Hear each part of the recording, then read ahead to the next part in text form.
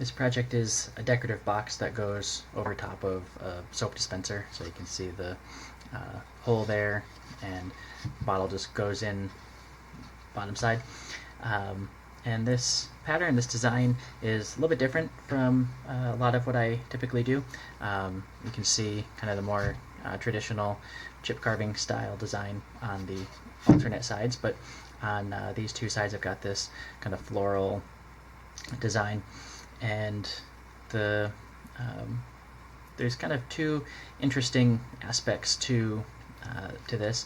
The first is the way the flowers are formed, that most of it is uncarved, and then kind of the dimensionality and the outline of the petals is done by just carving these kind of little, I guess, like folded over parts of the petal. And so they're generally two-sided chips, just kind of coming along on the two cuts here. A little bit of a natural flowy curve to it.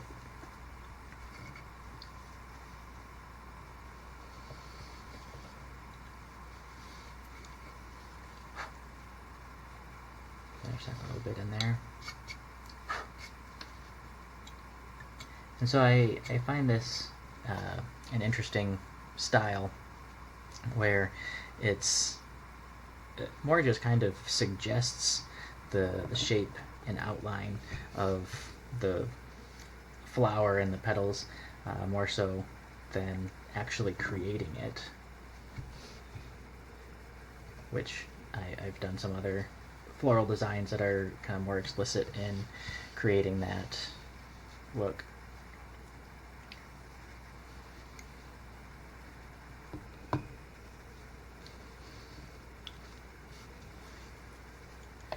And you can see there's also these little just kind of thin lines that run out of the middle to give a bit more of that petal appearance.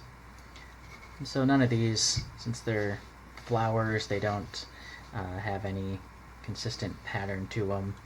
They don't have to be super precise on, you know, the line thickness or exactly how they line up or anything. And then in between, you can see the petal kind of continues, has this line similar that goes out there. So, and I'll just continue that. And to ideally, my goal is to actually stop this cut. Instead of continuing it all the way in, I stop it and then create just that little stop cut. And so these are completely separate, technically, back-to-back chips to hopefully aid in the idea that this petal tip is kind of rolled over, it's folded over, it's blocking this back edge of the petal, and so by having a line here where it stops, it shows that discontinuity.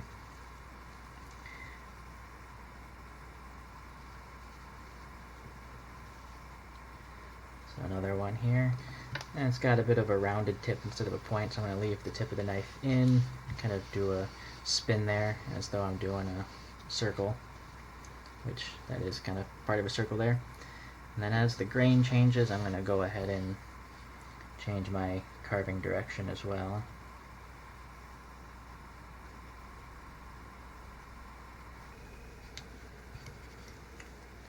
And you can see I didn't quite line up. My first cut was a bit more outside, so I'll just come back here and remove that a little bit to make those cuts line up better.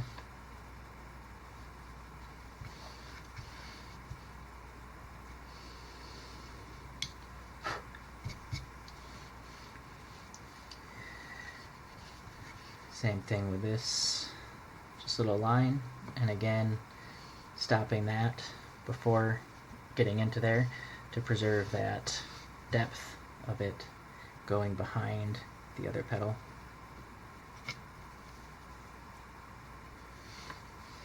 And then one more time the outline of this petal.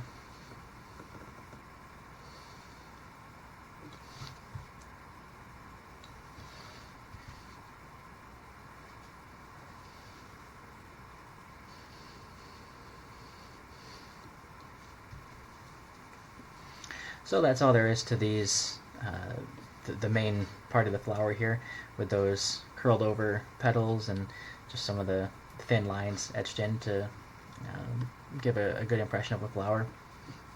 And then the other interesting aspect is these leaves. They're the kind of the foliage around it, and they've got this line that runs through as the vein, and I'm going to leave that uncarved. I'm going to have this ridge, but you can see it stops right here, and so I'm going to carve out all the way from here to here, and then the ridge is going to be at the surface, and so that's a bit of a different process as well. So I'll start out there. Normal kind of triangular cut here, going all the way down halfway, and then as I get close I'm going to start to draw the knife up, because I want it to be only halfway. From cutting here to here is my chip now, so I need to go from this being the middle of my chip, sway the knife over so that this is the middle of my chip. So start to draw the knife up, and now that's the middle between the vein and the outside. Stop it on the outside of that leaf. Stop on the vein, and then use the vein as my line to carve. And now as I get to the end of the vein, I want it to recede down and stop being a ridge. So I'm actually going to intentionally continue across that center line on this chip. And it'll make a bit more sense in a second here as I finish the other half now. So instead of doing the, well, I'll go ahead and carve the other side of this vein. So I'm going to start on the other side. So these two cuts that create the vein, this one and the next one I'm about to do, they'll actually cross. This one went across to the near side here. I'm going to start on the far side of the leaf at about the same spot, and then come to meet that previous cut right at the end of the vein. Meet up with that cut. Follow the contour of that other petal I cut. And now again, just going to the vein with this kind of half chip for the first part. Now I get to the end of the vein, increase my depth, and finish the leaf. And it didn't quite all come out in one chip, looks like right at the tip.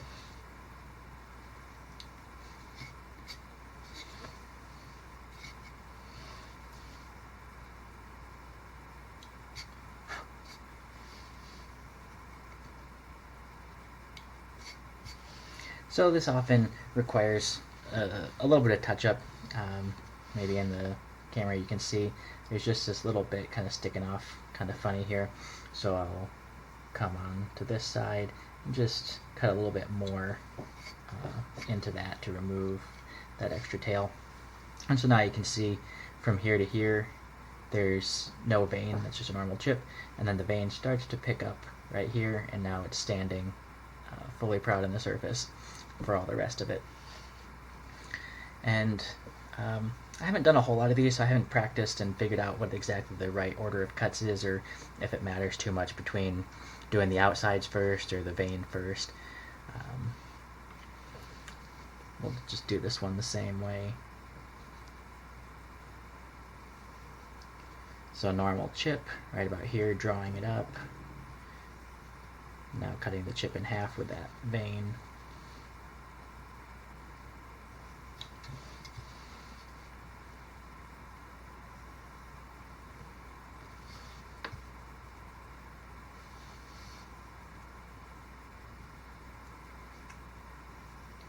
Cross over, remove the back part of that.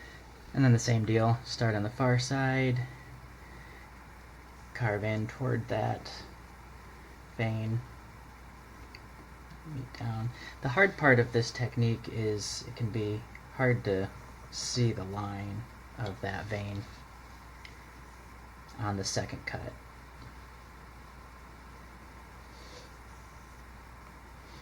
So now start raising the knife out to shrink that chip in half. make the cut. And as with a lot of complex chips, you might find that it doesn't come out quite as cleanly as simpler ones. And again, just a little bit of touching up some of the more precise contours on the inside.